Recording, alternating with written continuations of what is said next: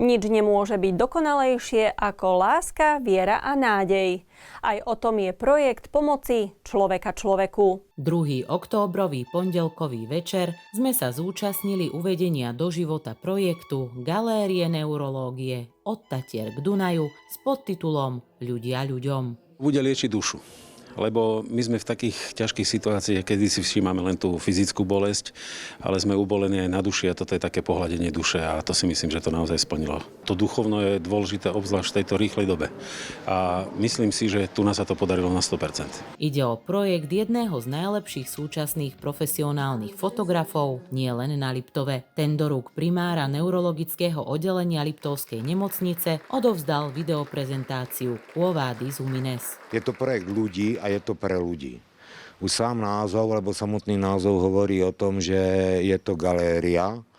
Ten projekt sa skladá z 2 častí. To znamená, že tá prvá časť to je galéria a tá druhá sú tie nadstavbové videoklipy. V podstate tento projekt nosím v hlave asi 5 rokov. Ja som ho chcel urobiť na pôde celej nemocnice, včetne aj prilehlého parku. Len bohužiaľ počas 5 rokov sa mi nedalo vyslyšenia tých kompetentných.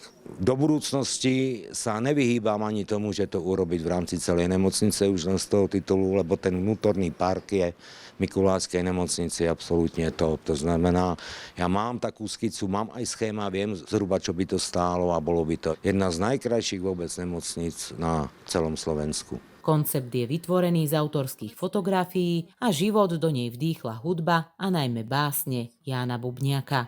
Aby na blížneho nepoložil som svoju nohu. Pretože keď ublížiš človeku, to akoby ublížil si Bohu. Vnímam to na viacerých úrovniach.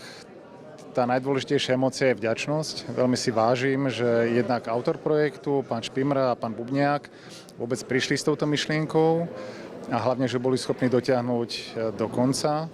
A to by nebolo možné bez všetkých sponzorov, ktorí prispeli, pretože toto dielo vyhotoviť nebolo určite lacné. A druhá vec je radosť. Veľmi, veľmi sa teším, lebo to oddelenie skutočne vyzerá profesionálne, vyzerá ako akékoľvek iné oddelenie na západe a má tam ešte taký ten dôležitý benefit, že by malo byť našim pacientom blízke.